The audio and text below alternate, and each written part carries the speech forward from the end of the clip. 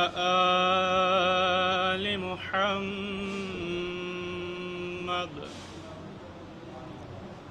أعوذ بالله من الشيطان الرجيم. بسم الله الرحمن الرحيم.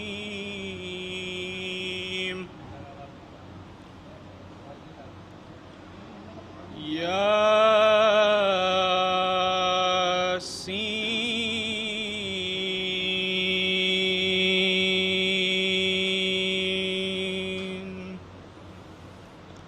والقرآن الحكيم إنك لمن المرسلين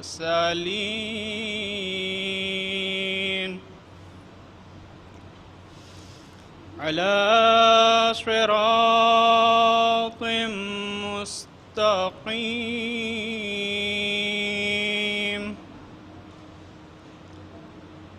تنزيل العزيز الرحيم.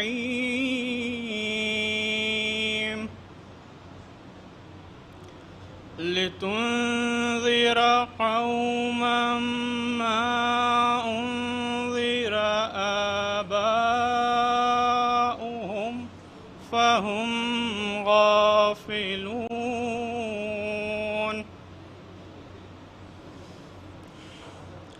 لقد حق القول على أكثرهم فهم لا يؤمنون.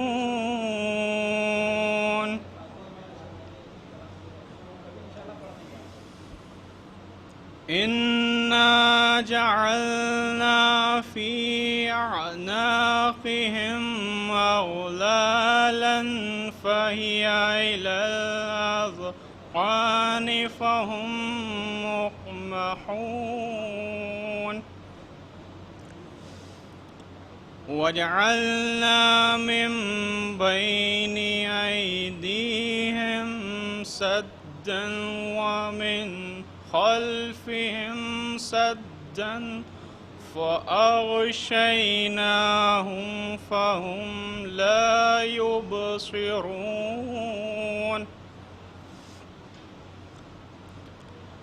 وسواء عليهم أأنذرتهم أم لم تنذرهم لا يؤمنون. إنما تنذر من اتبع الذكر وخشي الرحمن بالغيب فبشره بمغفرة وأجر كريم. إنا نحن نحيي الموتى ونكتب ما قدمت وآثارهم وكل شيء أحصيناه في إمام مبين. إنما نحن نحيي الموتى ونكتب ما قدموا وآثارهم وكل شيء أحصيناه في إمام مبين. صدق الله العلي العظيم وصدق رسوله النبي الكريم. اللهم صل على محمد وآل محمد. आप सलात एक दुरूद इरशाद फरमा दें.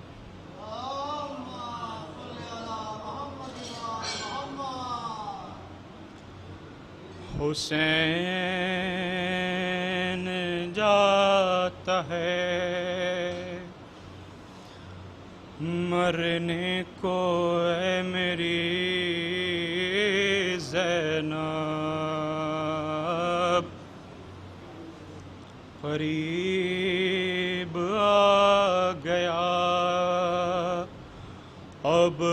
وقت آخری زینب، سلام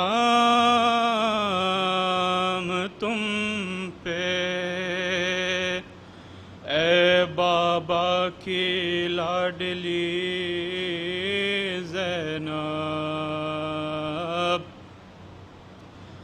زینب نے کہا کون ہے پردیس میں میرا، کیوں جاتے ہو تم چھوڑ کے بھیا مجھے تنہا۔ زینب کو ہر ایک موڑ پہ تڑ پائے گی دنیا،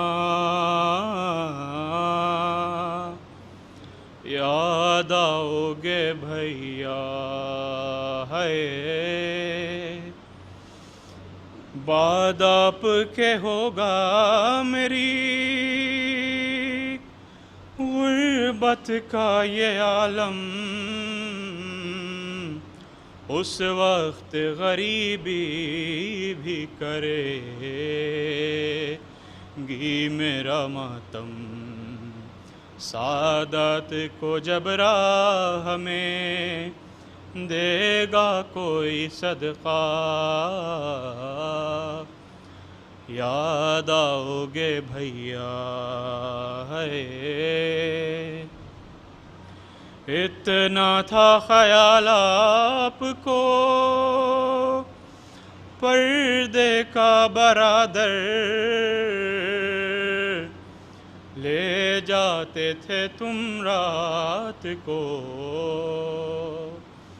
اماں کی لحد پر، اب دیکھے گی زینب کے کھلے سر کو یہ دنیا،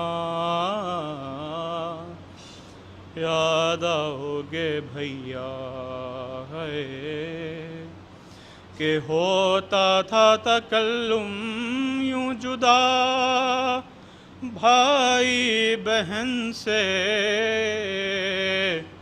جس طرح کوئی روح نکلتی ہو بدن سے، شہرن کو چلے کہتی رہی ثانی زہرا، یاد آؤ گے بھیا ہے۔ نعرہ صلوات۔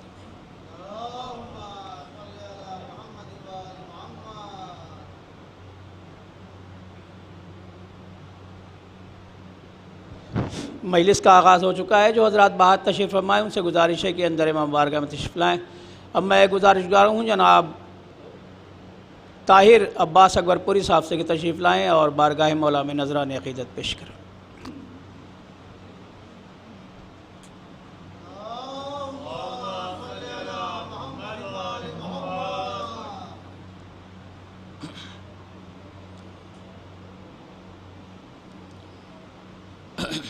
ایک باوزِ بلند نعرے صلوات سہارا دیں۔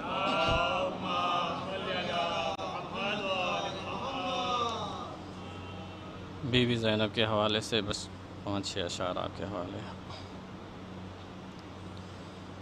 کہاں روک زینب نے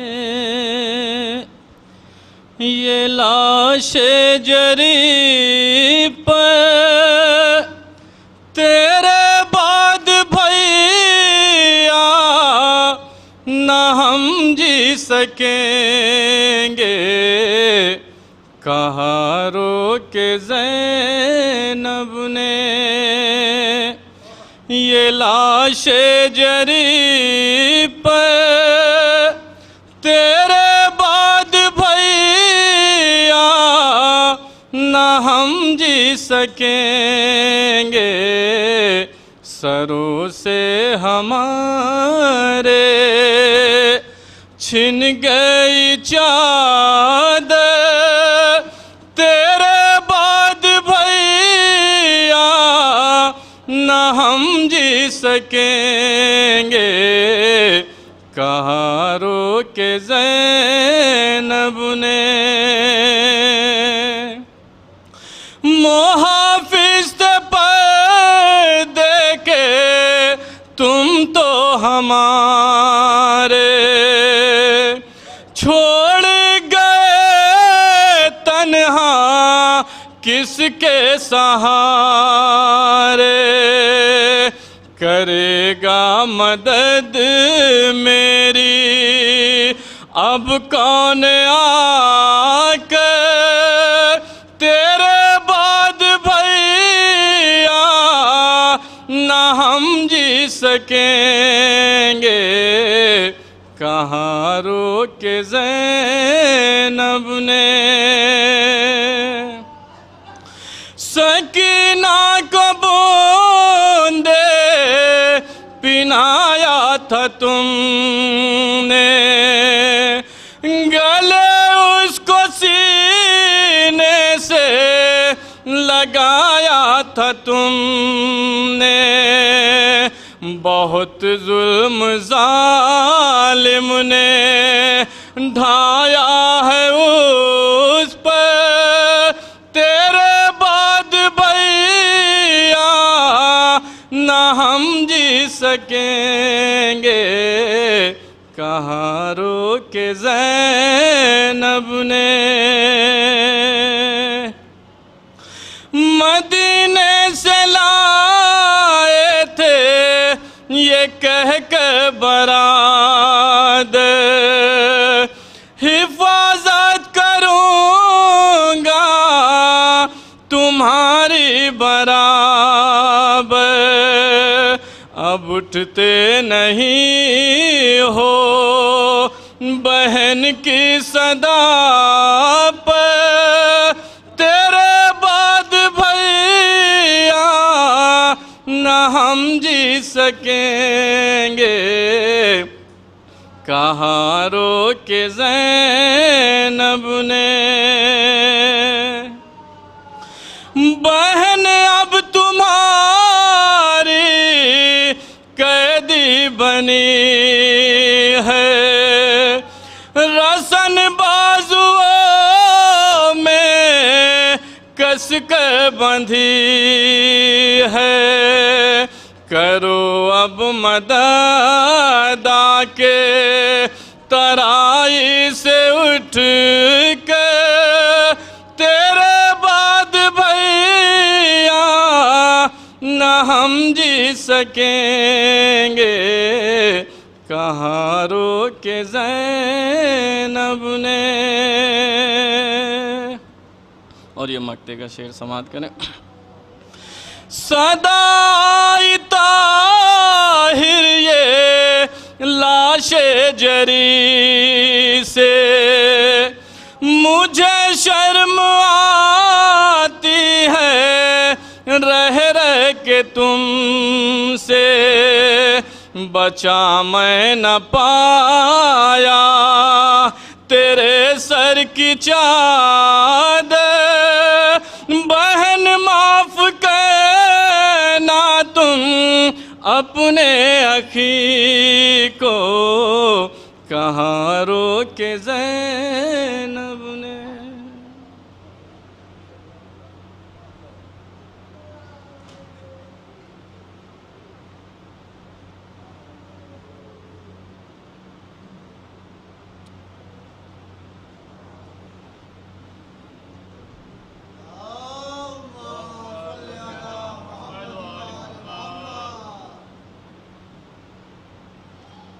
آپ حضرات سے التماس ہے کہ ایک مرتبہ سورہ حمد اور 3 مرتبہ سورہ قل اللہ کی تلاوت فرما کر مرزا تقی رضا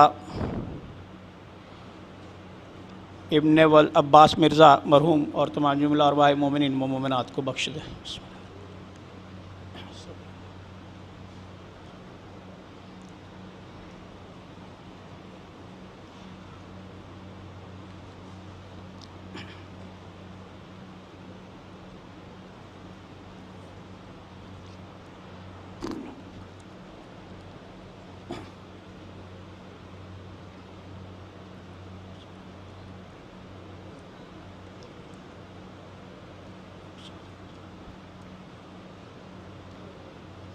درود پڑھے محمد و آل محمد۔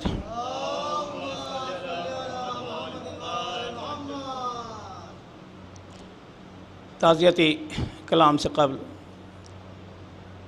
محرم کا آغاز ہونے والا ہے۔ طرح طرح کے نفرتی حضرات اب نکلیں گے اور فتوے جاری کریں گے اپنی طرف سے، لیکن مولا امام حسین علیہ السلام کے ماننے والے نہ اس وقت جھکے تھے جب مائیں اپنے بچوں کی قربانیاں دے کر کربلا کی زیارت کے لیے جاتی تھیں، اور نہ آج کے دور میں جھکنے والے ہیں۔ بطور خاص بس ایک مطلع اور دو شعر، اس کے بعد ایک تعزیت کلام۔ ظلم چاہے جو کر لو،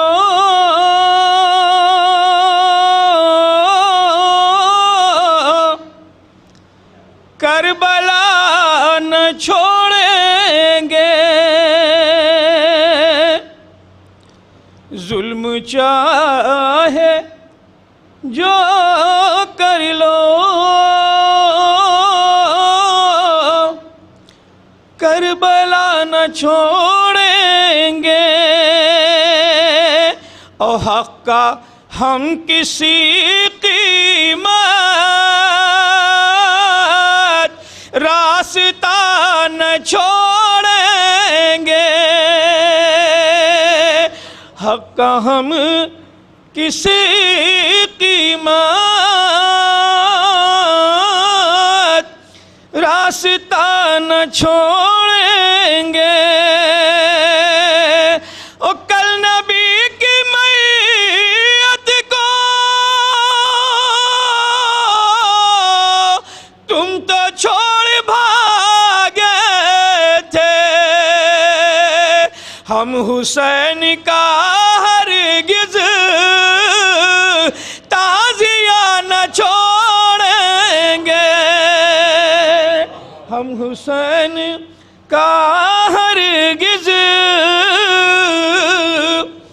تعزیہ نہ چھوڑیں گے۔ ابھی ایک ہفتہ پہلے آپ حضرات نے غدیر کا جشن بہت جوش و خروش سے منایا ہے، اس سے سماعت فرمائیں کہ تم سقیفہ مت چھوڑو، یہ تمہاری قسمت ہے۔ تم سقیفہ مت چھوڑو، ارے یہ تمہاری قسمت ہے۔ ہم غدیر والے ہیں،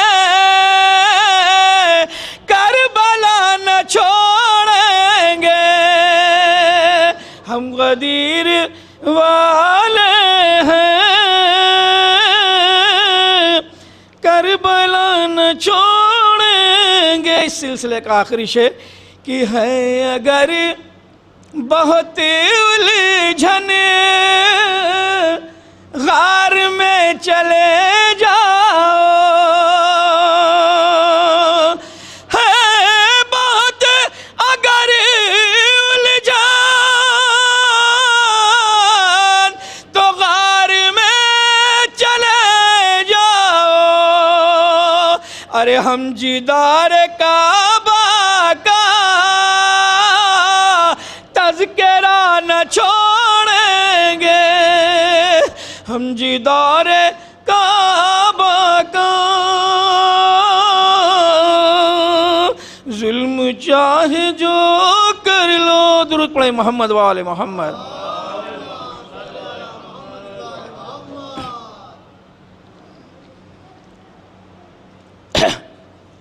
فاتحہ کی مجلس میں میں نے باپ کے حوالے سے ایک کلام پیش کیا تھا۔ ایک باپ پورے خانوادے کے لیے بلکہ اس کے گھر کے لیے کیا چیز ہوتا ہے، اور اس کے گزر جانے کے بعد اس کے گھر والوں کو کتنی کمی اس کی محسوس ہوتی ہے۔ بدقسمتی سے آج ان کے فرزند یہاں موجود نہیں ہیں، کیونکہ کافی دوری تھی، ان کے آنے میں تکلیف ہوئی۔ خانوادے کی خدمت میں ایک مرتبہ پھر سے تعزیت پیش کرتے ہوئے یہ کلام پیش کر رہا ہوں بطور خاص سماعت فرما لیں، بس 4-5 شعر۔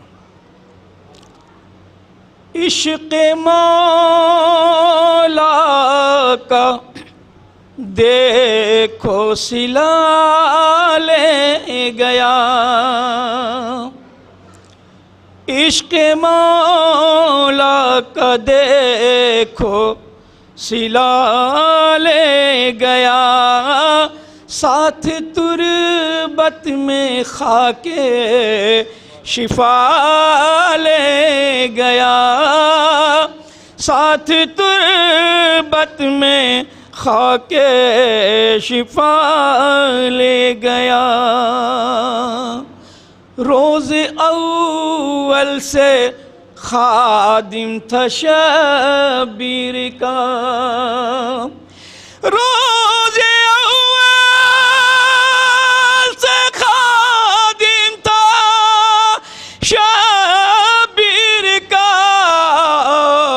حشر تک فاطمہ کی دعا لے گیا، حشر تک فاطمہ کی دعا لے گیا، جس کی موجودگی آس و امید تھی، جس کی موجودگی آس و امید تھی،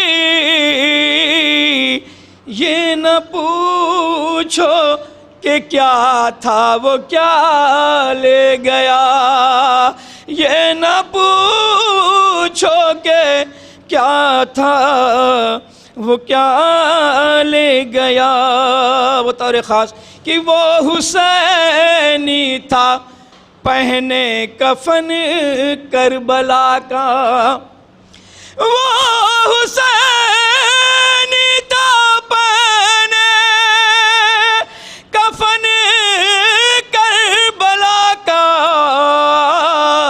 ارے خلد جانے کا اپنے پتہ لے گیا، خلد جانے کا اپنے پتہ لے گیا، آخری 2 شعر۔ خلد جانے کا اپنے پتہ لے گیا، خلد جانے کا اپنے پتہ لے گیا، عشق حیدر یقین ہے مجھے قبر سے، عشق حیدر یقین ہے مجھے قبر سے، ساتھ اپنے اسے کربلا لے گیا، ساتھ اپنے اسے کربلا لے گیا، ساتھ اپنے اسے کربلا لے گیا۔ مقطع کا شعر۔ تعزیت دی تو بیٹے نے مجھ سے کہا،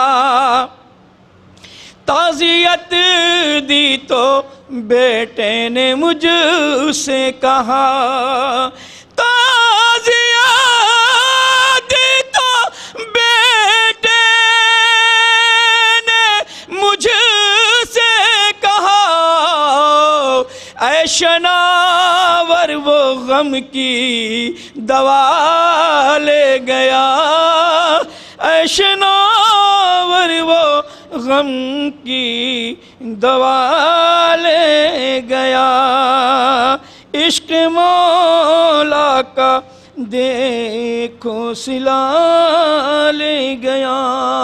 درود پڑھیں محمد وآل محمد۔ میں بسد احترام گزارش کر رہا ہوں جناب مولانا مصطفیٰ علی خان صاحب قبلہ سے کہ تشریف لائیں اور رونق افروز ممبر ہوں۔ درود پڑھیں محمد وآل محمد۔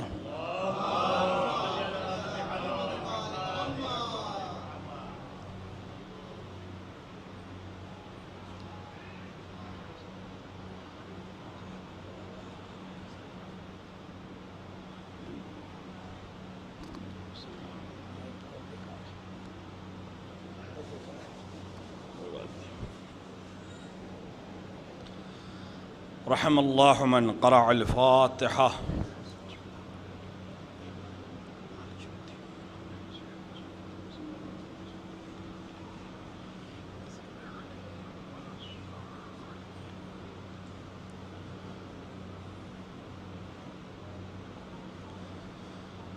اعوذ باللہ السمیع العلیم من الشیطان اللعین الرجیم. بسم اللہ الرحمن الرحیم. الحمد للہ الذی ہدانا لہذا وما كنا لنہتدی لولا ان ہدانا اللہ. لقد جاءت رسل ربنا بالحق. ثم الصلاة والسلام والتحية والإكرام على سيدنا ومولانا ومولى الثقلين جد الحسن والحسين بالقاسم مصطفى محمد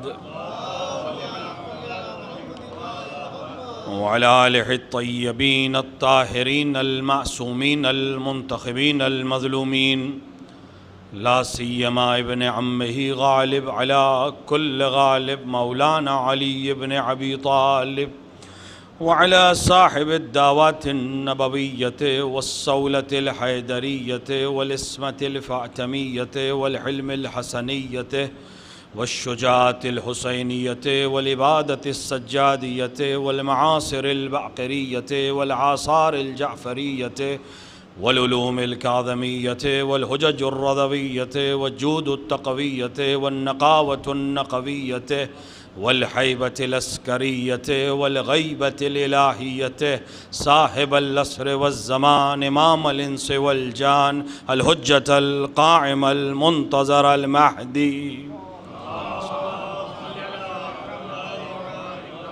ولعنة الله على أعدائهم أجمعين من يوم ظلمهم إلى لقاء يوم الدين وبعد يوم الدين. أما بعد فقد قال الله سبحانه وتبارك وتعالى في كتابه المجيد وهو أصدق الصادقين وقوله الحق. بسم الله الرحمن الرحيم. والعصر إن الإنسان لفي خسر إلا الذين آمنوا وعملوا الصالحات وتواصوا بالحق وتواصوا بالصبر. صلوات پڑھیں محمد وآلہ.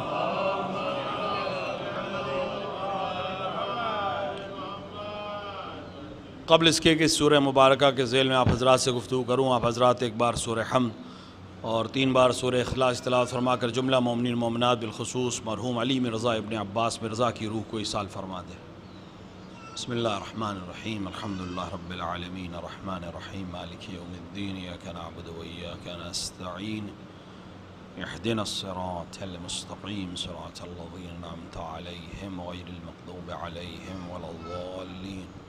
بسم اللہ الرحمن الرحیم. قل هو اللہ احد اللہ الصمد لم یلد ولم یولد ولم یکن له کفوا احد. بسم اللہ الرحمن الرحیم. قل هو اللہ احد اللہ الصمد لم یلد ولم یولد ولم یکن له کفوا احد. بسم اللہ. قل هو اللہ احد اللہ الصمد لم یلد ولم یولد ولم یکن له کفوا احد.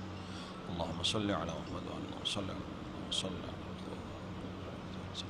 ایک صلوات پڑھیں محمد وعلی محمد.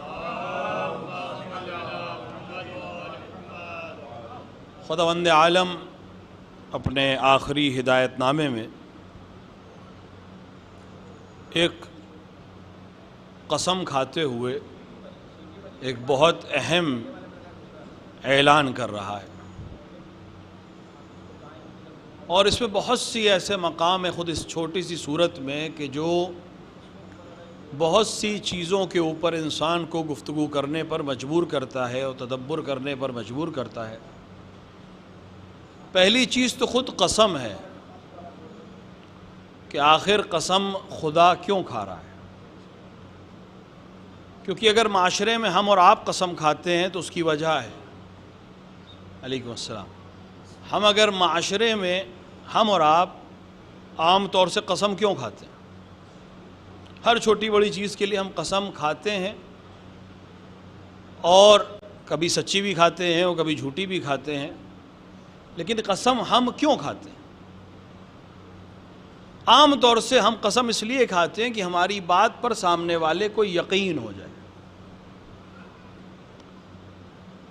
کیونکہ ہماری بات اگر بغیر قسم کے ہوتی ہے تو عام طور سے سامنے والے کو اس کے ہونے پر یقین نہیں ہوتا، یا ہمارے قول پر اور ہمارے عمل پر یقین نہیں ہوتا، کیونکہ ہماری زندگی عام طور سے قول اور فعل کے تضاد کے اوپر گزرتی ہے۔ جو کہتے ہیں وہ کرتے نہیں ہیں، جو وعدہ کرتے ہیں وہ نبھاتے نہیں ہیں۔ ضروری نہیں کہ ہمیشہ ارادہ یہی ہو کہ نہیں کریں گے، ارادہ کرنے کا ہی ہوتا ہے، لیکن حالات کبھی مجبور کر دیتے ہیں، کبھی آ کر مسائل مجبور کر دیتے ہیں۔ ہم حسن ظن رکھتے ہیں کہ انسان جب کہتا ہے تو اس کا ارادہ کرنے کا ہی ہوتا ہے، لیکن کبھی کبھی حالات ایسے ہوتے ہیں کہ انسان اپنے فعل پر اور اپنے قول میں وہ چیز ہم آہنگ نہیں کر پاتا، جو کہتا ہے نہیں کر پاتا۔ لہٰذا ہماری بات میں، ہماری زبان میں اہمیت نہیں رہ جاتی، ہماری زبان سبک ہو جاتی ہے، ہلکی ہو جاتی ہے۔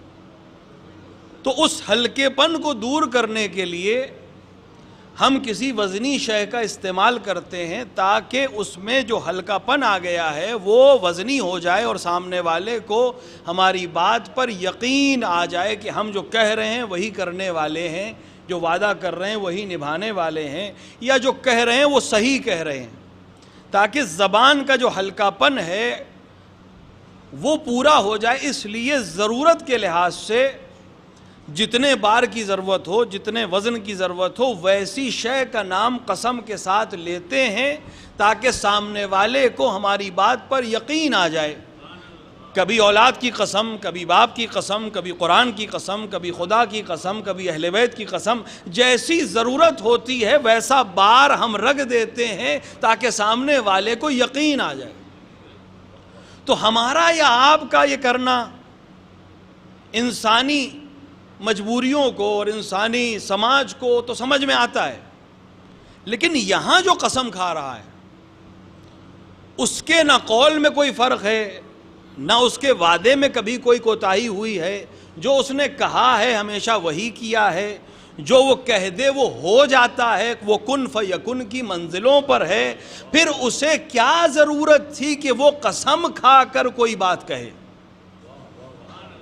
ہماری آپ کی بات ہے کہ ہم جو کہتے ہیں نہیں کرتے، لہذا سامنے والے کو یقین نہیں ہے، لیکن خدا تو جو کہتا ہے وہ ہونا ہی ہے، نہ وہ کبھی مجبور ہو سکتا ہے، نہ وہ کبھی کسی طرح سے کمزور پڑ سکتا ہے، نہ وہ کسی کاخت کے آگے مجبور ہو سکتا ہے۔ وہ اس سے نہ بڑھ کر کوئی ہے، نہ اس کو کوئی روکنے والا ہے، نہ اس کو کوئی ٹوکنے والا ہے، نہ اس سے زیادہ قدرت رکھنے والا ہے، نہ اس کے پاس امکانات کی کمی ہے، نہ اس کے پاس خزانوں کی کمی ہے، کسی طرح کی کوئی کمی نہیں ہے۔ پھر وہ کیوں قسم کھا رہا ہے؟ تو اس کی وجہ ادھر کی کمی نہیں ہے، اس کی وجہ ادھر کی کمی ہے۔ ہم اس معاشرے میں رہ کر کان عادی ہو گئے ہیں، ذہن آمادہ نہیں ہوتے۔ جب ہم سادی بات کرتے ہیں تو یقین جلدی نہیں آتا، لہٰذا کوئی بھی کلام کرنے والا جب تک قسم نہ کھائے تب تک ہم اس کی بات کو توجہ سے سنتے نہیں ہیں، مانتے نہیں ہیں۔ خدا خالق ہے، ہمارے ذہنوں کو بھی جانتا ہے، ہمارے مزاج کو بھی جانتا ہے، ہمارے بہانوں کو بھی جانتا ہے، لہٰذا کوئی بہانہ نہ رہ جائے۔ ہم تمہاری سماعت کے لحاظ سے چیز کو وزنی کر کے قسم کھا کر تم تک اعلان پہنچا دیں تاکہ تمہیں یقین ہو جائے کہ جو کہہ رہے ہیں وہی ہونے والا ہے۔ ایک صلوات پڑھیں محمد وعلی محمد۔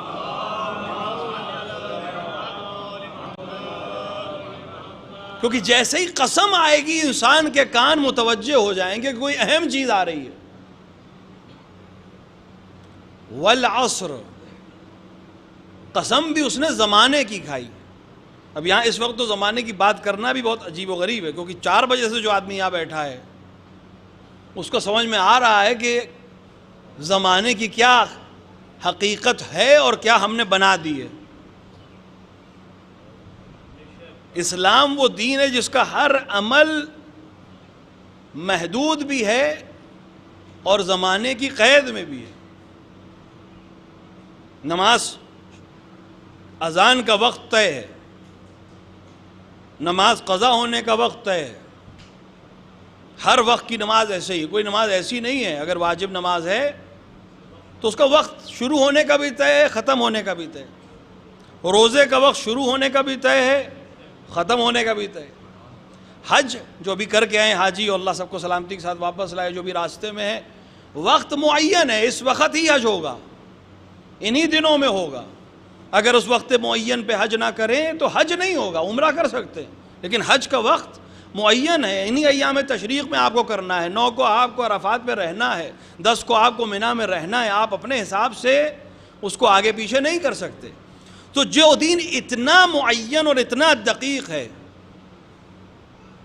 کہ وقت اذان صبح کا ہر آن ہر دن کے لحاظ سے معین ہوتا رہے گا، اذان صبح کا وقت معین ہے، قضا ہونے کا وقت معین ہے، ظہر کا وقت معین ہے، قضا ہونے کا وقت معین ہے، مغرب کا وقت معین ہے، قضا ہونے کا وقت معین ہے، وہ معاشرہ کیسے یہ چیز قبول کر لیتا ہے کہ اعلان کسی وقت کا ہو، پروگرام کسی اور وقت ہو، شروع کسی اور وقت ہو، ختم کسی اور وقت ہو؟ اب اس میں ہم دونوں فریق ہیں، اس میں شامل ہیں۔ میزبان بھی مجبور ہے کہ وہ 4 اس لیے لکھتا ہے کہ لوگ 5 تک آ ہی جائیں گے، اور لوگ ایسا مزاج بنا چکے ہیں کہ 4 لکھا ہے تو 5 سے پہلے تو شروع نہیں ہوگی۔ تو لکھنے والا بھی مجبور ہے اور آنے والا بھی سماج کی زد میں آنے کی وجہ سے اسی وقت کا اور اسی زمانے کا عادی ہو چکا ہے۔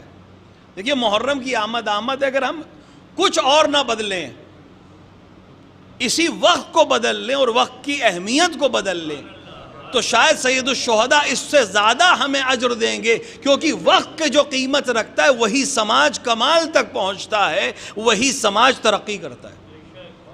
اور وقت کی اہمیت اس سے بڑھ کر کیا ہوگی کہ خداوند عالم جب اتنا بڑا اعلان کرنے جا رہا تھا تو اس نے سونے کی قسم نہیں کھائی، اس نے چاندی کی قسم نہیں کھائی، اس نے بادشاہت کی قسم نہیں کھائی، اس نے حکومت کی قسم نہیں کھائی، اس نے زمانے کی قسم کھائی، کیونکہ جو اعلان کرنے جا رہا تھا وہ تمام زمانوں پر محیط ہونے والا تھا، وہ کسی خاص زمانے کے لیے نہیں تھا۔ اب میں اس بحث میں ابھی نہیں جانا چاہ رہا کہ یہاں عصر سے مراد کیا ہے، کیونکہ مفسرین نے اس عصر کے سلسلے میں بہت گفتگو کی ہے کہ والعصر جو کہہ رہا ہے، عصر کا ایک معنی ہے وقت، الف لام ہے یہاں پر، تمام زمانے۔ عصر دبانے کو بھی کہتے ہیں، انگور کا اسرا جو نکالا جاتا ہے اس کو دبانے سے جو رس نکلتا ہے وہ بھی عصر ہے، دبانا، فشار، فشار کی قسم بھی ہو سکتی ہے۔ عصر دن کے ساعت میں سے ایک خاص معین وقت ہے جس وقت نماز عصر کی فضیلت ہے، جو تقریباً اس وقت کا ہے۔ تو عصر ایک خاص زمانہ بھی ہو سکتا ہے۔ عصر نماز کا نام بھی ہے، نماز عصر جسے ہم کہتے ہیں۔ تو یہاں پر علماء میں باقاعدہ بحث ہے کہ عصر سے مراد کون سی عصر ہے۔ ممکن ہے سارے زمانوں کی قسم کھا رہا ہو، ممکن ہے کسی خاص زمانے کی قسم کھا رہا ہو، ممکن ہے کسی عصر کے وقت کی قسم کھا رہا ہو، ممکن ہے کسی خاص عصر کے وقت کی قسم کھا رہا ہو، ممکن ہے عصر کی اذان کی قسم کھا رہا ہو یا نماز کی قسم کھا رہا ہو، ممکن ہے کسی خاص نماز عصر کی قسم کھا رہا ہو۔ اگر ہم اس سورے کو پڑھتے چلے جائیں تو شاید عصر کے معنی بھی ہمیں واضح ہوتے چلے جائیں کہ یہ کون سی عصر کی بات ہو رہی ہے جس کی قسم کھا کر خدا اتنا بڑا اعلان کر رہا ہے۔ تو زمانے کی قسم کھا کر اس نے کہا ان الانسان لفی خسر۔ کتنی تاکیدیں علماء تشریف فرمائیں۔ پہلے تو قسم ہے، والعصر اتنی عظیم قسم ہے پہلے سے، انا خود حرف تاکید ہے، الانسان کے اوپر الف لام آیا ہوا ہے، یعنی تمام انسان کو، ایک انسان کی بات نہیں ہو رہی، جو بھی اپنے آپ کو انسان سمجھتا ہے اس کے لیے یہ اعلان ہو رہا ہے۔ انا تاکید کے لیے کہ بے شک، یہ اب ایک انا کا ترجمہ اگر ہم کریں تو اردو میں ایک سینٹنس بن جاتا ہے، وہ عربی میں تو صرف ایک حرف ہے، لیکن اردو میں پورا ایک سینٹنس ہے کہ بے شک یہی ہے اور اس کے سوا کچھ نہیں ہے۔ یہ معنی صرف انا کے، ان الانسان، پھر لام پھر تاکید کے لیے، فی ظرف کے لیے ہے، ظرفیت دے کر اور زیادہ اس کو سنگین بنا رہا ہے۔ ان الانسان لفی الخسر،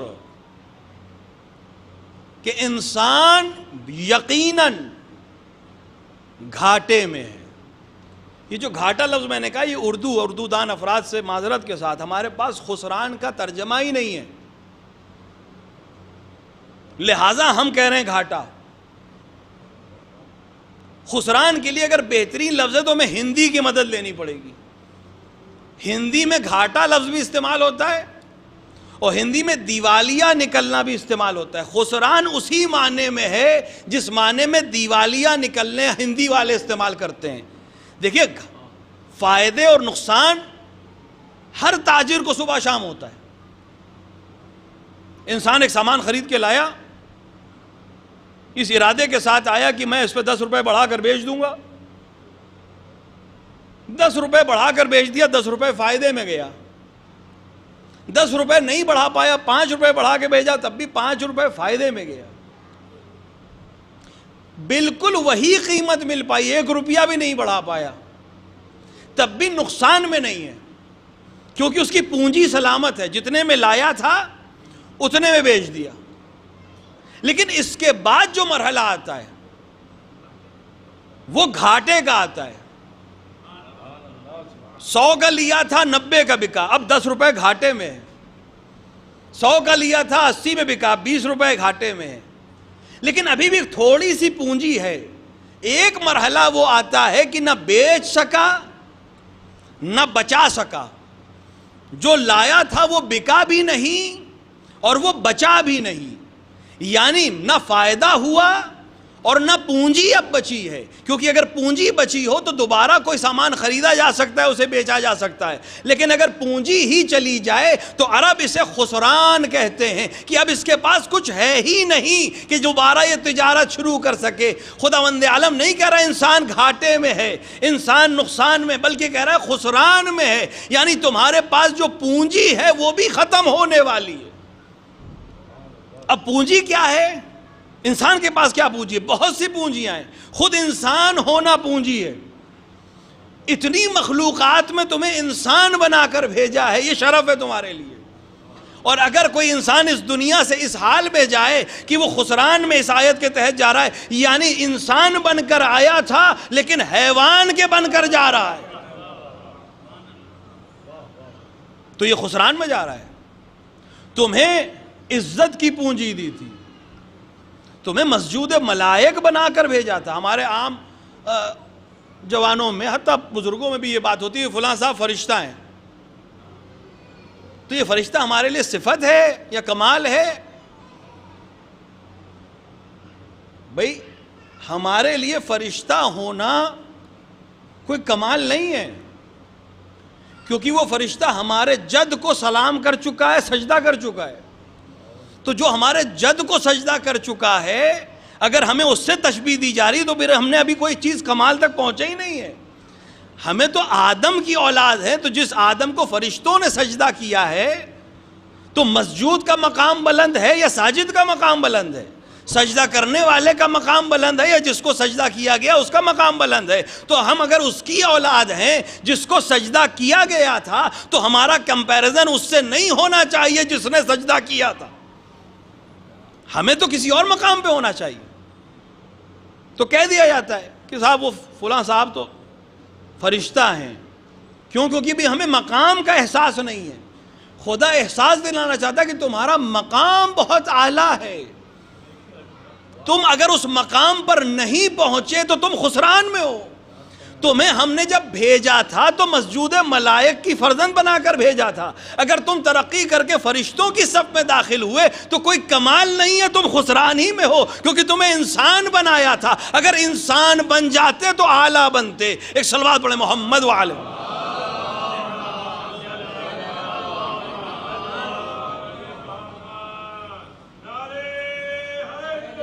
یا علی، اللہم صلی علی محمد وعلی۔ انسان شرف کے ساتھ پیدا ہوا ہے، انسان خود انسان ہونا شرف ہے، اور اگر اس شرف کو ہی مٹا دے تو خسران ہے۔ اور ایک بہت اہم چیز، ہو سکتا ہے لوگ شرف کو درک نہ کر سکیں، عام انسان شاید انسان بما ہوا انسان کیا ہے یہ درک نہ کر سکے، لیکن ایک چیز ایسی ہے جسے ہر ایک درک کر سکتا ہے، ایک ایسا سرمایہ جو انسان کو خداوند عالم نے دیا ہے اور جس سے عام طور سے ہم غافل رہتے ہیں، اور وہ خسران کے بہت اچھی طرح معنی کو ہم تک پہنچا بھی سکتا ہے، اور وہ ہے عمر کا سرمایہ۔ خداوند عالم نے ایک اور سرمایہ ہمیں دیا ہے جو عمر کا سرمایہ ہے، اور اس میں خسران کو بالکل صحیح معنی سمجھ سکتے ہیں آپ۔ ایک بہترین مثال ہمارے استاد اس خسران کی دیتے تھے، یہ موقع بھی اس مثال کو دینے کے لیے بہترین مناسب موقع ہے کہ انسان اس جون کے مہینے میں اگر برف کی تجارت کرتا ہے، صبح سویرے برف کی ایک سل لے کر چوراہے پہ بیٹھ جائے اور شام تک بیچے، تو ایک دفعہ تو یہ ہوگا کہ اس کی ساری برف بک جائے، وہ فائدے میں چلا جائے، ایک دفعہ کچھ بکی کچھ نہیں بکی، لیکن ایک مرحلہ وہ آتا ہے کہ برف دھیرے دھیرے، کیونکہ برف جو صبح لے گیا ہے چاہے کتنے بھی اس نے وہ کر لیے ہوں انتظامات، وہ شام تک اتنی باقی نہیں رہے گی اس مہینے میں، وہ قطرہ قطرہ بہتی رہے گی اور سامنے والے کو احساس بھی نہیں ہوگا کہ قطرے میں کتنا سرمایہ چلا جا رہا ہے اور احساس بھی نہیں ہو رہا ہے۔ استاد فرماتے تھے کہ عمر انسانی بھی اس برف کی سل کی طرح ہے جو لمحہ لمحہ گزرتی ہے، اور جب موت کی شام آتی ہے تو انسان کو احساس ہوتا ہے کہ عمر گزر گئی، سرمایہ چلا گیا اور کوئی فائدہ حاصل نہ ہو سکا۔ عمر انسانی ایک سرمایہ ہے۔ خداوند عالم اعلان کر رہا ہے قسم کھا کر، وہ بھی زمانے کی قسم کھا کر، کہ تم انسان گھاٹے میں ہو۔ تو جو واقعی انسان ہوگا وہ جب خدا کے اس اعلان کو سنے گا، اس تیور کو اور اس لہجے کو محسوس کرے گا، تو ایک بار تو گھبرائے گا کہ خدا ایسا اعلان کر رہا ہے، قسم کھا کر یہ اعلان کر رہا ہے، ہر انسان کے لیے اعلان کر رہا ہے، الف لام آیا ہے، ہر انسان خسران میں۔ یہاں آ کر یہاں تک خدا قہار ہے، جبار ہے، خطرے کی خبر دے رہا ہے، ڈرا رہا ہے، نذیر ہے، ڈرانے والی خبر دے رہا ہے، لیکن وہ خدا رحمان بھی ہے، وہ خدا رحیم بھی ہے، وہ خدا اللہ کا نے ایسے انبیاء کو بھیجا جو بشیر بن کر آئے، تو نذار کے ساتھ بشارت بھی ضروری تھی، اس لیے ایک بہت چھوٹا سا لفظ آیا، اِلَّا الَّذِينَ آمَنُوا۔ یہ اتنا سا اللہ بہت چھوٹا سا ہے حرف کے لحاظ سے، اللہ کی حیثیت ہی کہ حرف ہے، لیکن اس اللہ نے آ کر ادھر کے پورے تیور کو بدل دیا ہے۔ جتنا سخت بیان تھا کہ انسان گھبرا گیا کہ اب کچھ ہو نہیں سکتا، اب تو خدا کا اعلان ہے کہ خسران کے علاوہ کچھ نہیں ہے، سب کچھ برباد ہونے والا ہے، یہاں اللہ نے آ کر ایک امید جگائی، انسان کو ایک امید دی، اِلَّا الَّذِينَ آمَنُوا، کہ یہ خسران سے نکلنے کا ایک راستہ ضرور ہے کہ تم ایمان لے آؤ۔ اگر بات ایمان پہ رک جاتی تو ہمیں سکون ہو جاتا۔ خدا اگر یہ کہتا کہ سارے انسان نقصان میں ہیں، گھاٹے میں ہیں، خسران میں ہیں، اِلَّا الَّذِينَ آمَنُوا، مگر وہ لوگ جو ایمان لے آئے، میرا خیال ہے سب 100% پاس ہو جاتے، کیونکہ ایمان کی کامیابی یہی ہے کہ جو بے ایمان ہوتا ہے وہ بھی اپنے آپ کو ایمانداری کہتا ہے۔ کوئی امتحان یہاں تو کوئی اسکیل ہے نہیں ایمان کو تولنے کا، وہ تو وہیں تولا جائے گا۔ اگر خالی ایمان کہہ دیتا تو سب سمجھتے ہم پاس ہو گئے، خسران سے باہر آ گئے، لیکن اس نے فوراً واو لگایا جو ہماری اور آپ کی آج کی زبان میں اینڈ، اور وَعَامِلُ الصَّالِحَاتِ، یعنی صرف زبانی ایمان خرچ کرنے سے کچھ نہیں ہونے والا ہے۔ علماء تشریح فرمائے، دیکھیں اینڈ جب آئے، واو جب آئے، عطف جب آئے، ملا کر جب آئے، تو اس کا مطلب یہ کہ دونوں چاہیے، یہ نہیں کہ یہ کر لیں اور یہ کر لیں اور یہ کر لیں، آپشنز نہیں ہیں، دونوں کرنا ہے۔ جیسے وہاں حکم ہے کہ نماز پڑھو اور زکوٰۃ دو، اللہ کی عبادت کرو اور والدین کے ساتھ احسان کرو، اللہ کی اطاعت کرو، رسول کی اطاعت کرو اور اولی الامر کی اطاعت کرو۔ غدیر گزری اولی الامر کی اطاعت آپ کو معلوم ہے کیسے کرنی ہے، تو وہاں اینڈ ہی تو ہے، واو ہی تو ہے، جو وہاں عتاب ہے وہ یہی ہے، وہ بھی یہاں بھی وہی ہے۔ ایمان لاؤ اور عمل صالح انجام دو، یعنی خالی ایمان سے کام نہیں چلے گا، عمل صالح بھی انجام دینے پڑیں گے۔ کافی ہے؟ نہیں۔ وَتَوَاصَوْا بِالْحَقِّ، ایمان بھی لاؤ، عمل صالح بھی کرو، حق کی وصیت کرو، بس خدایا نہیں، وَتَوَاصَوْا بِالصَّبْرِ، اور صبر کی وصیت کرو۔ یعنی 4 مرحلے ہیں اور چاروں ہمیں ایک ساتھ چاہیے۔ اگر کوئی ایک بھی اس میں سے نہیں ہے تو پھر بازگشت اسی خسران کی طرف ہے۔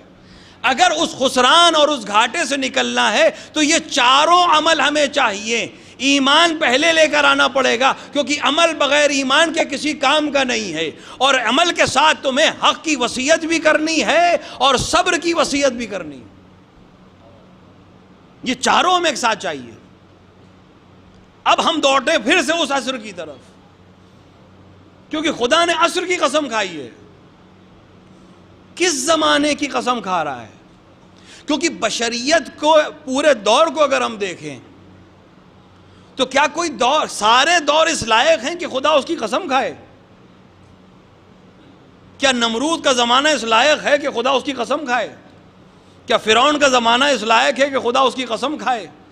کیا حامان کا زمانہ اس لائق ہے کہ خدا اس کی قسم کھائے؟ کیا بنی امیہ کا زمانہ اس لائق ہے کہ خدا اس کی قسم کھائے؟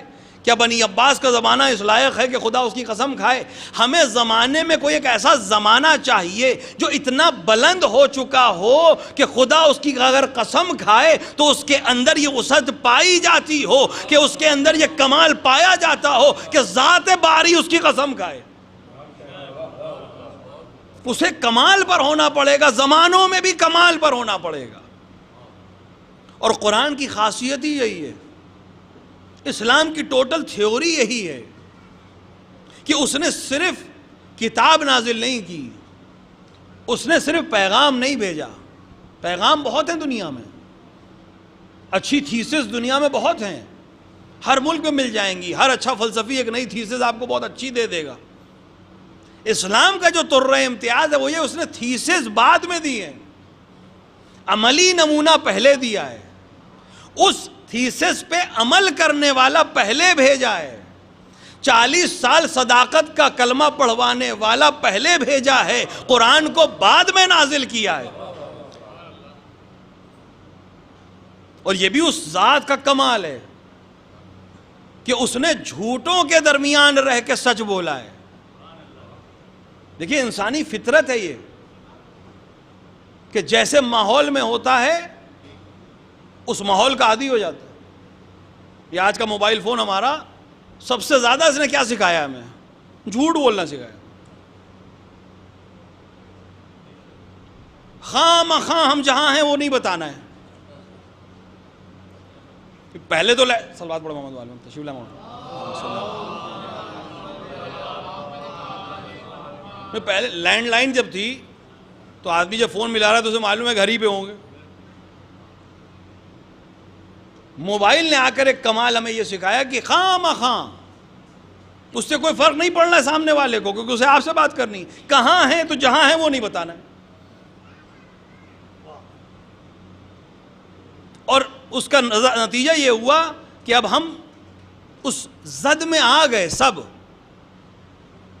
جیسا معاشرہ ویسا انسان ہوتا چلا جاتا ہے، یہ فطرت ہے انسانی ہے۔ انسان کو خدا نے خلق ہی ایسا کیا ہے کہ جیسا ماحول ہوگا ویسا ہو جائے گا۔ بھئی ہم ہندوستان میں پیدا ہوئے ہیں، نارتھ انڈیا میں رہتے ہیں، لکھنؤ میں رہتے ہیں، ہمارے بچوں کو اردو سکھائے گا؟ وہ تو جو بولے گا وہ اردو ہے۔ ہم اپنے پاکستانی دوستوں سے اکثر یہ بات کہتے تھے، جب کوئی بات ہوتی تھی قم میں، ہندوستانی پاکستانی اکثر چلا کرتا ہے، صرف کرکٹ تک محدود تھوڑی نا، ہر مسئلے میں ہمارا اختلاف ہو جاتا ہے۔ آم کا زمانہ ہے تو آم پر اختلاف ہے کہ تمہارا آم پرانا ہے کہ ہمارا آم پرانا ہے، تمہارا آم اصلی ہے کہ ہمارا آم اصلی ہے۔ اسی طرح زبان پہ وہ کہہ رہے ہیں اردو ہماری زبان ہے، ہم کہہ رہے ہیں اردو ہماری زبان ہے۔ تو میں نے اس سے پوچھا کہ تمہارے لیے اردو کون سی زبان ہے؟ ہمارا ایک دوست ہے، اللہ ان کو حفاظت کرے، کراچی میں اب ہے ماشاءاللہ۔ میں نے کہا اردو آپ کے لیے کون سی زبان ہے؟ تو کہہ لیں ہماری ملی زبان ہے۔ میں نے کہا یہی فرق ہے، اردو آپ کی ملی زبان ہے، ہماری مادری زبان ہے. تو جس کی مادری زبان ہے اس کا بولا ہوا حرف ہوگا، اس کا بولا ہوا قانون ہوگا. تو اب ہمیں کوئی اردو سکھائے گا نہیں. لکھنا الگ چیز ہے، پڑھنا الگ چیز ہے، لیکن بولنا بچہ الگ سے اردو سیکھے گا نہیں کہیں سے. جس گھر میں پلے گا ویسا ہی لہجہ اپنائے گا، ویسا ہی بولی بولے گا. انگریزوں کے درمیان پیدا ہوگا انگریزی بولے گا. کوئی کمال تھوڑی نہ ہے کہ وہ اگر انگریزی بول رہا ہے لندن میں پیدا ہو کے. یا بھی حاجی آ رہے ہیں، آ کے بیچارے یہ گواہی دیتے ہیں، بہت سے حاجی بہت خوش ہو کے آتے ہیں کہ وہاں مکے میں چھوٹے چھوٹے بچے عربی بول رہے تھے. وہ ان کی زبان ہے، وہ عربی بولیں گے. جیسا ماحول ہوگا ویسی ہم چیزیں سیکھ جائیں گے. آپ بچوں کو سچ بولنا سکھائیں گے، بچے سچ بولیں گے. آپ بچوں کو جھوٹ بولنا سکھائیں گے، وہ جھوٹ بولیں گے. جب بچہ دیکھے گا کہ باپ صبح کی نماز کے وقت سو رہا ہے تو آپ اس کو کیسے کہیں گے کہ نماز صبح پڑھو؟ جب وہ دیکھے گا ماں نماز نہیں پڑھتی تو کیسے توقع کرے گا کہ میں بھی نماز پڑھوں؟ بچہ فطرتاً اچھائی کو قبول کرتا ہے، کیونکہ خدا نے فطرت میں اچھائی رکھی، برائی رکھی نہیں ہے. ہمارے استاد اخلاق ہیں، ایران میں رہتے، وہ ہم کو درس دیتے میں کہتے تھے کہ کبھی بچے سے نہ کہو جھوٹ نہ بولو. تربیتی پہلو ہے، کیونکہ جیسے ہی تم کہو گے جھوٹ مت بولو، وہ پوچھے گا جھوٹ کیا ہوتا ہے، اور تم نہ چاہتے ہوئے اسے جھوٹ سکھا دو گے. لہٰذا اس سے ہمیشہ کہو سچ بولو، تاکہ لفظ جھوٹ سے بھی آشنا نہ ہو کہ بعد میں جھوٹا بنے. اس سے لفظ جھوٹ سے بھی آشنا نہ کرو. اور ہم کیا کرتے ہیں؟ کہہ دو بابا نہیں ہے. باہر دروازے پہ جو آیا ہے اسے کہہ دو بابا نہیں ہے. وہ بچہ پہلے جا کے کہتا بھی یہی ہے کہ بابا کہہ رہے ہیں کہ بابا نہیں ہے. کیوں کہہ رہا ہے؟ کیونکہ فطرتاً وہ حقیقت بولنا چاہتا ہے. ہم اسے جھوٹ سکھاتے ہیں، ہم اسے فریب سکھاتے ہیں. یہ فطرت انسانی ہے، جس ماحول میں رہے گا ویسا ہو جائے گا. اور یہیں سے عظمت پیغمبر سمجھ میں آتی ہے کہ جس ماحول میں سب جھوٹے تھے، جو پورا بازار ہی جھوٹوں کا تھا، اس بازار میں یہ سچ بولنے والا بچہ کیسے سچا تھا؟ دو ہی فضیلتیں ہیں اور دونوں فضیلت کے پہلو ہیں. یا یہ بچہ خاص ہے جس پر زمانے کا کوئی اثر نہیں ہو رہا ہے اور یہ سچ بولنے والا ہے، چاہے جتنے جھوٹے آ جائیں یہ سچ ہی بولے گا، تو یہ بھی خاص ہے کہ اس کے اوپر زمانے کا اثر نہیں ہے. یا پھر جس گھر میں پرورش پائی ہے وہ گھر اتنا سچا تھا کہ زمانے کے جھوٹوں سے اس کا تعلق نہیں تھا، وہ سچوں کا گھر تھا، لہذا سچا پیدا کیا ہے. یہ ابو طالب کا کمال ہے کہ جس کی تربیت کر دی وہ صادق بھی بنا ہے، امین بھی بنا ہے. ایک صلوات پڑھیں محمد و آل محمد.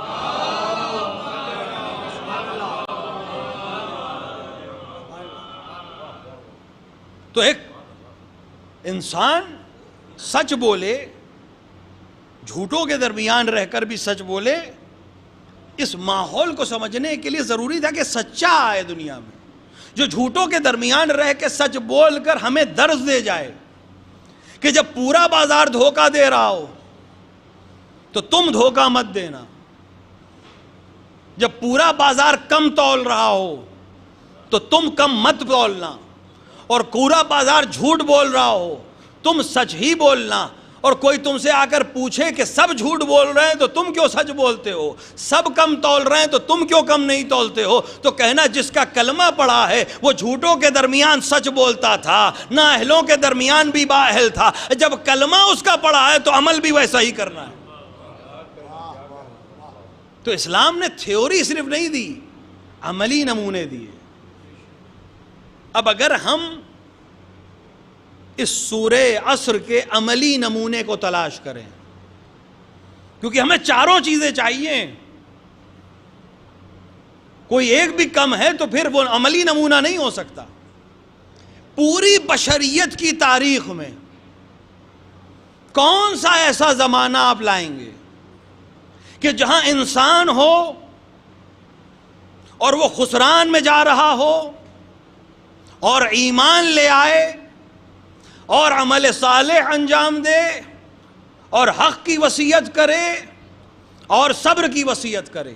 جہاں یہ چاروں چیزیں ایک انسان میں جمع ہوں اسے ہم تفسیر اور عملی نمونے کے طور پر پیش کر سکتے ہیں۔ آپ اگر تاریخ بشریت کو پڑھیں گے تو ایک ہی منظر، ایک ہی عصر آپ کو نظر آئے گی جہاں ایک طرف انسانوں کا لشکر ہے جو خسران کی طرف جا رہا ہے، اور اس میں سے ایک انسان بما ہوا انسان خروج کرتا ہے، پہلے دست امام پر ایمان لے کر آتا ہے، پھر جہاد کر کے عمل صالح انجام دیتا ہے، پھر حق کی وصیت کرتا ہے، پھر صبر کی وصیت کرتا ہے۔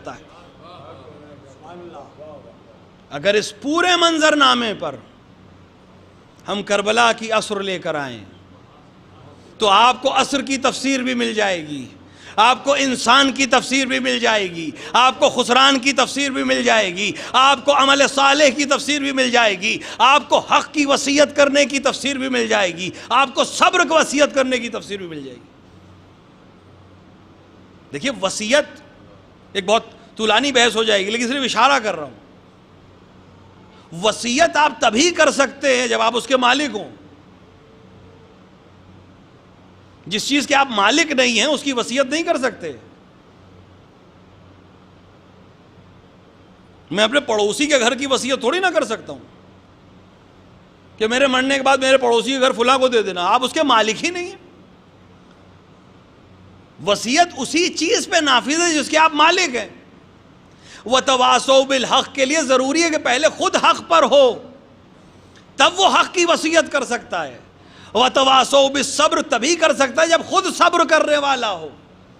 تو ہم کہاں جائیں جہاں یہ چاروں نظر آ رہے ہوں؟ تو اگر ہم 61 ہجری کے پہلے عشرے میں انسانوں کی ایک جماعت کو دیکھیں گے جہاں دو لشکر ہیں جو دکھنے میں دونوں انسان ہیں، یہ بھی انسان ہیں یہ بھی انسان ہے، لیکن ایک انسانوں کا گروہ ہے جو خسران میں جا رہا ہے، گھاٹے میں جا رہا ہے، کیونکہ عزت کا سرمایہ بھی جا رہا ہے، وقت کا سرمایہ بھی جا رہا ہے، بما ہوا انسان کا سرمایہ بھی جا رہا ہے۔ حسین ابن علی نے روز عاشوراء بہت سے کام ایسے کیے جس کی حکمت اس وقت سمجھ میں نہیں آ رہی تھی، لیکن وہ حسین عمل کر رہا، مصائب کے نظر ہو جاتی ہیں یہ چیزیں۔ حسین وہ عمل کیوں کر رہے تھے؟ حسین اس عمل سے سامنے والوں کی نقابوں کی پردوں کو اتار رہے تھے۔ اذان کیوں علی اکبر سے دلوا رہے ہیں؟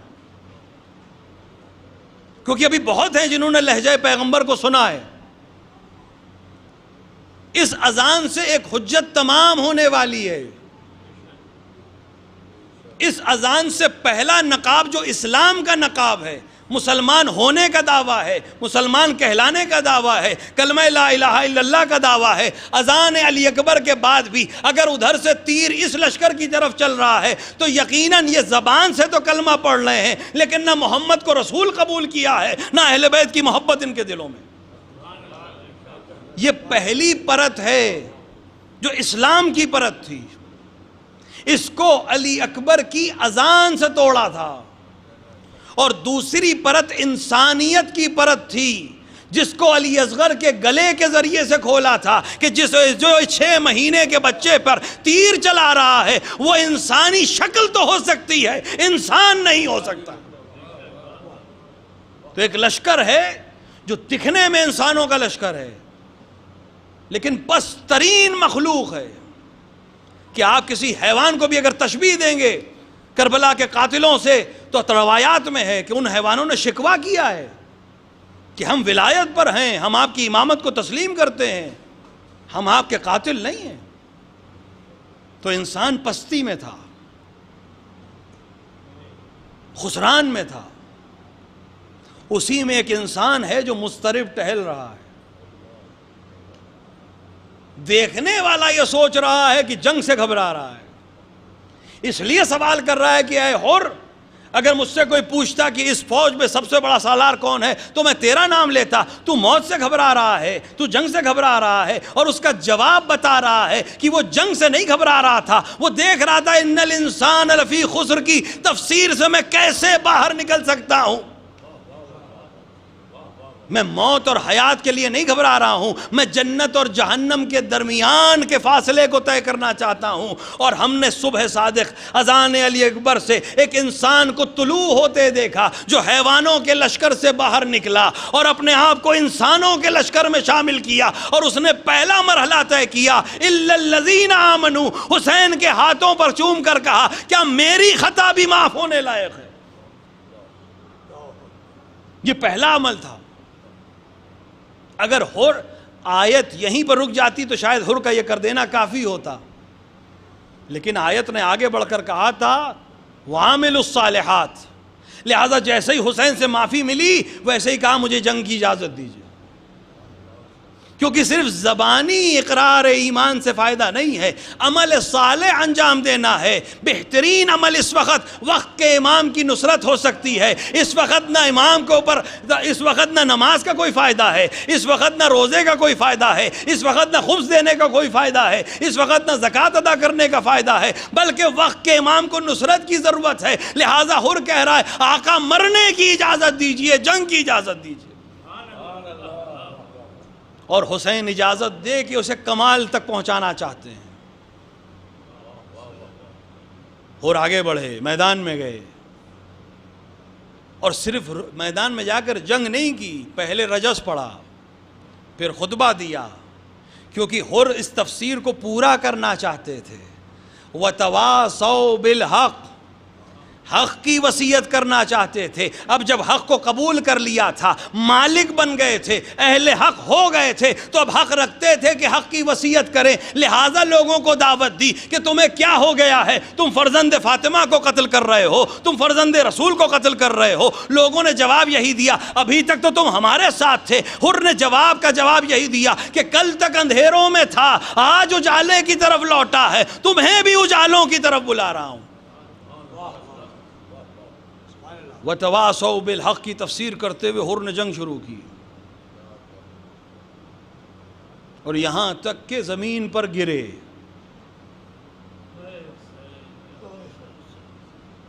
اور زمین پر جب گرے تو کیا منظر رہا ہوگا۔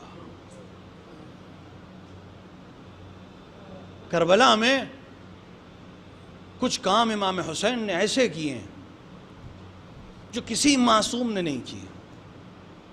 میدان جنگ میں کسی معصوم نے جنازے نہیں اٹھائے۔ پیغمبر میدان جنگ میں رہے، امیر المومنین میدان جنگ میں رہے، امام حسن میدان جنگ میں رہے، کربلا سے پہلے خود امام حسین نے جنگوں میں شرکت کی۔ کسی امام معصوم نے میدان جنگ میں لاشیں نہیں اٹھائیں سوائے کربلا کے، اور حسین نے ایک لاش نہیں اٹھائی، سب کی لاشیں اٹھائیں۔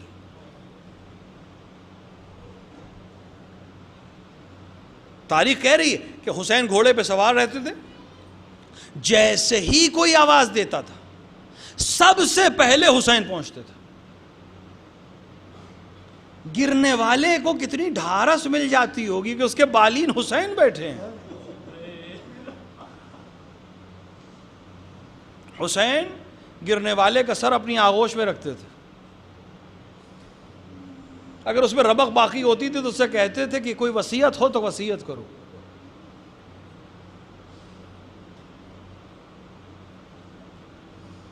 اس کے زخموں کو صاف کرتے تھے، اس سے گفتگو کرتے تھے۔ وہ اس سکون کے ساتھ دنیا سے جاتا تھا کہ میرا امام میری بالین پر ہے۔ ہاں ان میں سے کچھ معرفت والے تھے کہ جب حسین ان کا سر اپنے آغوش میں رکھتے تھے وہ سر ہٹا لیتے تھے۔ حسین کہتے تھے سر کیوں ہٹا رہے ہو؟ کہا آقا ہمارا سر آپ کے دامن میں، ابھی کچھ دیر بعد آپ بھی زمین پر گریں گے، آپ کا سر کس کے دامن میں ہوگا؟ جب حر گرے اور کسی نے آ کر پوچھا کہ حر کوئی وصیت ہو تو بولو، تو ایک ہی وصیت کی، اسی قابل حسین، ہم تمہیں حسین کی وصیت کرتے ہیں، صبر کی وصیت کرتے ہیں۔ ہاں جو کچھ تمہارے پاس ہے اس کی کوئی حیثیت نہیں ہے، جب تک رمق میں رمق باقی ہے حسین کی حفاظت کرتے رہنا۔ تاریخ بشریت میں اس سے اعلیٰ نمونہ اور اس سے اعلیٰ تفسیر آپ کو نہیں ملے گی جو عصر کی تفسیر کر رہی ہو، جو سورہ عصر کی تفسیر کر رہی ہو۔ ہاں ہر جیسے 70 لاشیں اور زمین کربلا پہ گریں، جو جا رہا تھا وہ حق کی وصیت کر رہا تھا، جو جا رہا تھا وہ صبر کی وصیت کر رہا تھا، جو گرتا تھا وہ حسین کی وصیت کرتا تھا، جو گرتا تھا وہ حق کی وصیت کرتا تھا۔ ہاں حسین نے کربلا میں بہت سی لاشیں اٹھائی ہیں۔ ہاں ایک بیٹے کو ہم دور سے صحیح باپ کے مرنے کا پرسہ دینا چاہتے ہیں، ان سے یہی کہنا چاہوں گا کہ آپ کے باپ کے مرنے کی خبر پہ کتنے لوگ آ گئے، شان سے جنازے کو اٹھایا، غسل بھی دیا، کفن بھی دیا اور دفن بھی کیا، عزت اور شان کے ساتھ گھروں پر آ کر تعزیت بھی پیش کی، ٹیلی فون کے ذریعے تعزیت کی ہوگی، میسیجز کے ذریعے تعزیت کی ہوگی۔ لیکن آپ ذرا اس وقت کے امام سے پوچھیں جس کے سامنے اس کے باپ کا لاشا رکھا تھا اور گھوڑے دوڑائے جا رہے تھے، اور وہ یہ کہہ رہا تھا اے پھوپھی جان آپ نہیں دیکھتی انہوں نے اپنے کشتہ نجس کو دفن کر دیا ہے اور میرے بابا اور بھائی کے لاشیں کربلا کے میدان میں پڑے۔ اجرکم اللہ۔ ہاں آپ کی آوازیں بلند ہو گئیں، محرم کی آمد ہے، ایک آدھ دن کا فاصلہ اور حسین ہمارے اور آپ کے مہمان بننے والے ہیں۔ خدا ہمیں توفیق دے کہ ہم صحیح سے مہمان نوازی کر سکیں، ہم حسین کی عزا برپا کر سکیں، ہمارے گھر میں حسین آئیں گے، ہمارے گھر میں حسین کی ماں تشریف لائیں گی، ہم اس طرح سے عمل کو انجام دے سکیں جس طرح حسین کی شان ہے، ورنہ کہاں ہمارا گھر اور کہاں حسین کا غم، کہاں ہمارا غم، کہاں ہمارا گھر، اور کہاں زہرا کا آنا، کہاں ان ہستیوں کا آنا۔ ہاں عزیزوں، حسین کربلا میں حسین نے بہت جنازے اٹھائے، تقریباً سارے جنازے حسین نے اٹھائے، لیکن 3 جنازوں کی کیفیت سب سے الگ ہے۔ ایک جنازہ ایسا ہے جس نے خود کہہ دیا کہ ہم میرا جنازہ نہ اٹھائیے گا، ایک جنازہ ایسا ہے جو حسین سے اٹھ نہ سکا۔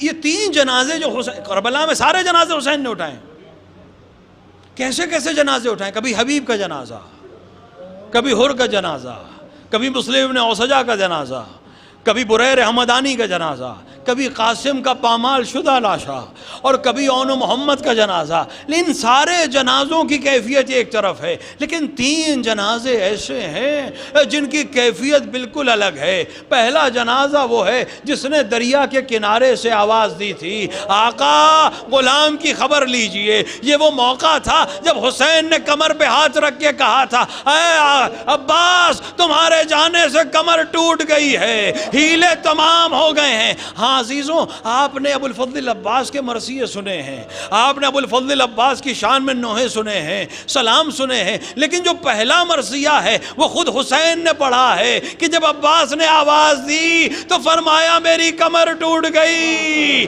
ہیلے تمام ہو گئے، اور عجیب جملہ فرمایا، اے عباس تمہارے جانے سے وہ آنکھیں جاگا کریں گی جو سکون سے سو جاتی تھی، اور اے عباس اب وہ چین کی نیند سوئیں گے جو تمہارے خوف سے جاگا کرتے۔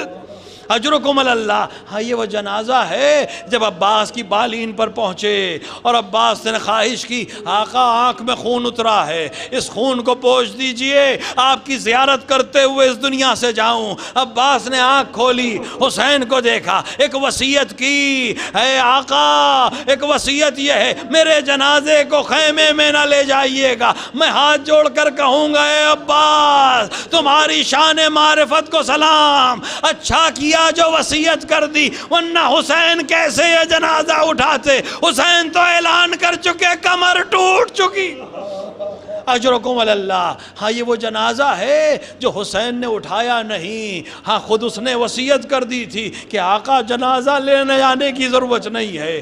دوسرا جنازہ دوسرا جنازہ دل پر ہاتھ رکھیے، سینے پہ ہاتھ رکھ کے اپنے جگر کو ٹٹول کر ذرا اس کیفیت کو محسوس کیجئے جب میدان کربلا سے ایک 18 سال کے جوان نے اپنے بابا کو اس طرح سے سلام کیا، علیک من السلام یا ابتا۔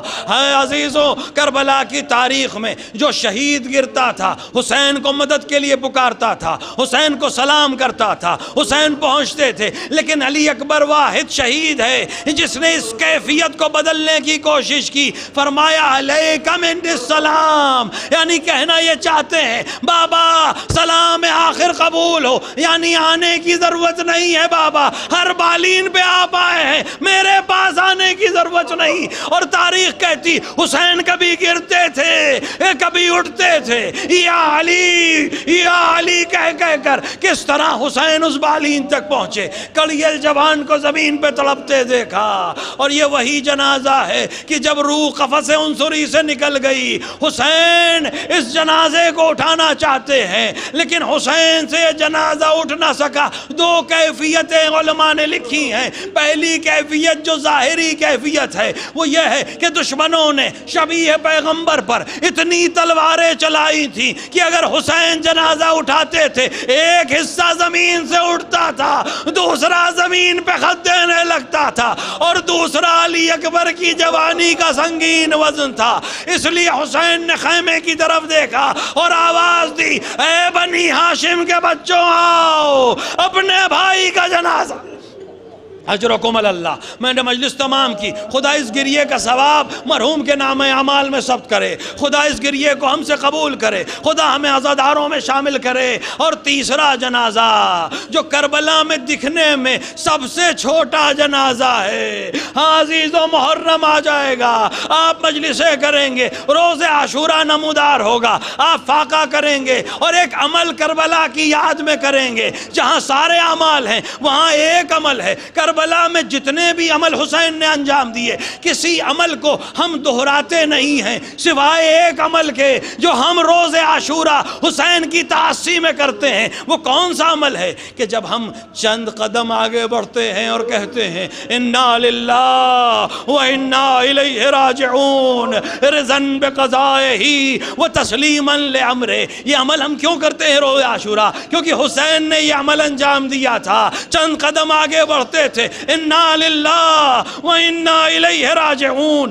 رضا بقضائہ و تسلیما لامرہ، پھر چند قدم پیچھے ہٹتے تھے اور انا للہ کا ورد کرتے تھے۔ عزیزوں، اپنے دل پہ ہاتھ رکھ کے، آپ نے پچھلے سال یہ اعمال کیے ہیں، انشاءاللہ اس سال بھی کریں گے۔ آپ جب یہ عمل کرتے ہیں آپ کے ہاتھ میں کیا ہوتا ہے؟ کبھی سجدگاہ ہوتی ہے، کبھی تسبیح ہوتی ہے، کبھی کوئی دعا کی کتاب ہوتی ہے، کبھی مفاتیح ہوتی ہے، لیکن جس کی یاد میں یہ عمل کر رہے ہیں اس کے ہاتھ میں اس وقت کیا تھا؟ ایک جنازہ ہے جس کی عمر بھی 6 مہینے ہے، جس کا وزن تیر کے وزن سے بھی کم ہے، لیکن اس کی سنگینی یہ ہے کہ حسین جیسا جگر رکھنے والا انسان بھی آگے بڑھتے ہوئے کہتا ہے انا للہ و انا الیہ راجعون رضا بقضائہ و تسلیما لامرہ۔ حسین در خیمہ تک پہنچے، ماں کو آواز دی، ماں سے پہلے بہن در پر آ گئی۔ عجیب سوال، اے بابا کیا بھیا کو پانی پلا لائے؟ حسین نے جواب نہ دیا، صرف ابا کا دامن ہٹایا۔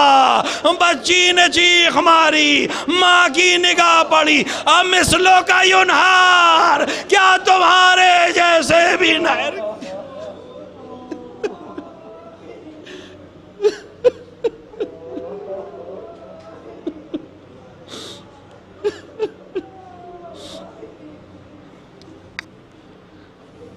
وَسَيَعْلَمُ الَّذِينَ ظَلَمُوا أَيَّ مُنْقَلِبٍ يَنْقَلِبُونَ إِنَّا لِلَّهِ وَإِنَّا إِلَيْهِ رَاجِعُونَ رِضًا بِقَضَائِهِ وَتَسْلِيمًا لِعَمْرِهِ۔ خدایا ہمارے اس مختصر عمل کو قبول فرما، ہمارے درمیان جو حاجت مند ان کی حاجتوں کو پورا فرما، جو بیمار انہیں شفاء کاملہ و عاجلہ عطا فرما۔ خدایا اس مجلس کا ثواب، اس گریے کا ثواب مرحوم کے نام اعمال میں ثبت فرما۔ خدایا ان کے پسماندگان کو صبر جمیل عطا فرما۔ خدایا دنیا میں جہاں جہاں بھی شیعہ حیدر کرار ہے ان کی جان و مال و عزت و آبرو کی حفاظت فرما، علماء اعلام مراجع کرام کا سایہ ہمارے سروں پر محفوظ رکھ، اتباعت عالیات خصوصاً عراق اور شام بالخصوص ملک ایران کی حفاظت فرما، مجاہدین اسلام کو کامیابی عطا فرما، کفر کو نیست و نابود فرما۔ خدایا تجھے عظمت شہدائے کربلا کا واسطہ، تجھے علی اصغر کے بہتے ہوئے خون کا واسطہ، منتقم کربلا کے ظہور میں تعجیل فرما، اندر ظہور اپنے امام کو پہچاننے ان کی نصرت کرنے کی توفیق عطا فرما۔ ربنا تقبل منا انک انت السمیع الدعاء۔ آپ حضرات ایک بار سورہ حمد اور 3 بار سورہ اخلاص تلاوت فرما کے جملہ مومنین و مومنات بالخصوص مرحوم علی مرزا ابن عباس مرزا کی روح کو ایصال فرمائیں۔ بسم اللہ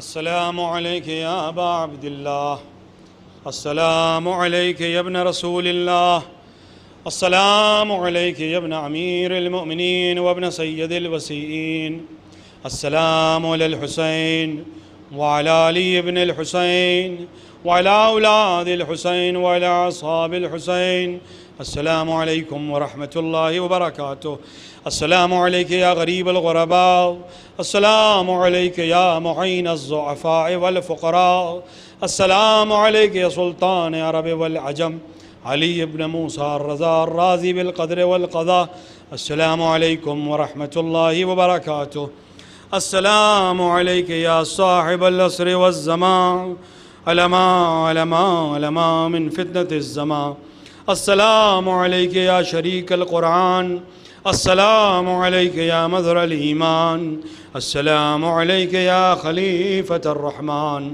أجل الله تعالى فرجك وسهل الله تعالى مخرجك وظهورك وجعلنا من أنصارك وأعوانك ورحمة الله وبركاته.